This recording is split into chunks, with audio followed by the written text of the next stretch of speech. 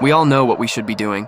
That assignment we haven't started, that workout we keep postponing, that goal we said we'd start next week, 5 months ago. But when it's time to act, we freeze, we scroll, we binge, we delay, and we call it by a simple word, laziness. But what if laziness isn't what you think it is? What if laziness isn't a problem, but a signal? Let's break this open. Laziness isn't always the root. It's often the symptom. You see, most people don't wake up and say, I want to waste today. I want to feel behind. I want to fail. Nobody wants that. So why do we act lazy? Because laziness is often a mask. Behind it could be fear overwhelm, perfectionism, lack of clarity, or deep hidden exhaustion. So if you're battling laziness, don't just slap on motivation quotes and push harder. First, stop and listen to what your laziness is telling you. Ask yourself, what am I really avoiding? Sometimes laziness shows up because the task feels too big. Other times because we're scared of failing. Or maybe we're addicted to comfort and change feels too painful. Whatever the reason,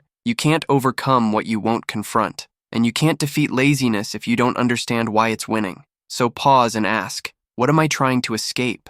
What fear hides underneath this procrastination? What part of me is avoiding growth? Awareness is the first punch in the fight. The real cost of laziness. Now let's flip the script. Laziness might feel good in the moment, but it's expensive in the long run. Here's what laziness actually costs you. Confidence, opportunities, growth, peace of mind, self-respect, connection with God's purpose for you. Every time you skip action, you train your mind to delay destiny. You lose trust in yourself. You start believing the lie that maybe I'll never change. But the truth is, you can, you will, and we're about to walk that path right now. Laziness can be broken, not by willpower alone, but by strategy. This is where most motivational videos stop. They hype you up, tell you to try harder, then fade out. But that's not this video, because beating laziness takes more than adrenaline. It takes a system, a new rhythm, a new belief, and most of all, daily obedience over occasional hype. So how do we overcome laziness for real? Not for a day, not for a weekend, but for life? It doesn't start with motivation. It starts with momentum. Start ridiculously small. Here's the truth that almost nobody tells you. You don't need a massive plan. You just need a tiny step. If the goal is to run 5 miles, start by putting on your shoes. If the goal is to read a book, read 1 page. If the goal is to clean the room, start with just the desk. Because when you do something small, you win early. And early wins crush laziness. Momentum is more powerful than motivation, and motion breaks mental fog. Once you're in motion, even a little, the brain says, we're doing this now. That's how you break the spell. Discipline your environment before you discipline your mind. Sometimes, laziness wins because your environment is built for it. Ask yourself, is my workspace inviting or distracting? Is my phone helping me grow or keeping me stuck? Am I surrounded by people who push me forward or pull me back? Here's a powerful truth. Willpower fails in a tempting environment. So change your surroundings. Put your phone in another room. Set up a desk that feels like a launch pad. Lay out your gym clothes the night before.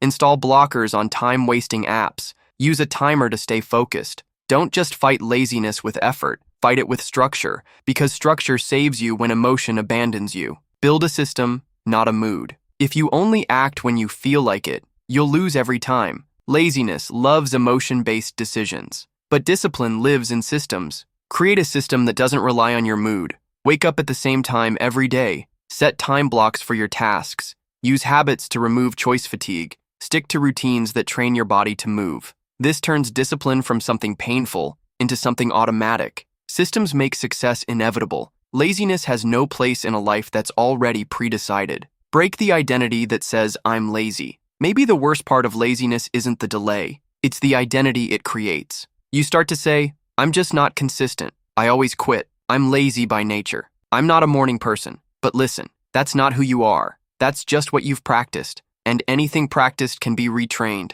Every disciplined person you admire wasn't born that way. They trained. They failed. They restarted 1,000 times. So today, start speaking a new identity. I'm focused. I take action. I get things done. God strengthens my hands for purpose. I may have been lazy, but I'm no longer available for that life, because transformation always begins with truth. If you're finally seeing laziness for what it really is, tap that like button right now and make sure you subscribe, because this channel isn't for the perfect, it's for the committed, the ones breaking patterns, chasing purpose, and growing every day. You're not lazy, you're just one step away from change.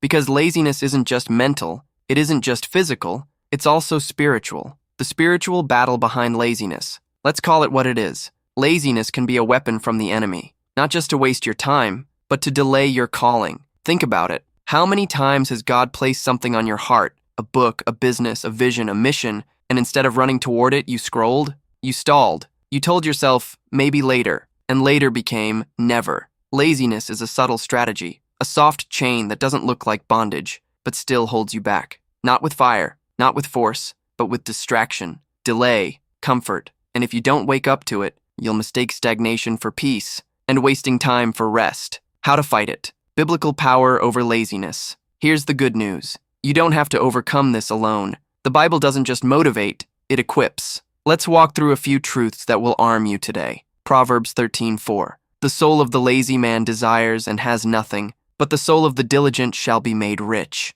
Desire isn't enough. If you want to see fruit, you need diligence. Colossians 3:23. Whatever you do, work at it with all your heart, as working for the Lord, not for men. Your work isn't just for your boss, it's worship. 2 Thessalonians 3:10. If anyone will not work, neither shall he eat. God honors movement. Even if it's small, even if you're crawling, at least you're not quitting. Final tools to make laziness impossible. You're not lazy. You've just let the wrong rhythm lead for too long. Now it's time to shift. Anchor your mornings. Start your day with purpose, not passivity. Even 10 minutes in the Word. 10 minutes of movement can change everything. Schedule rest with intention. True rest refreshes you.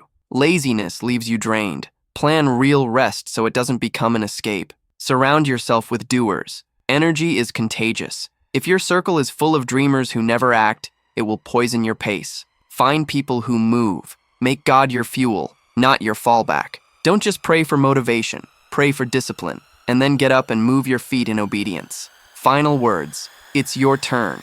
You don't overcome laziness by watching videos. You overcome laziness by deciding differently. Today, right now,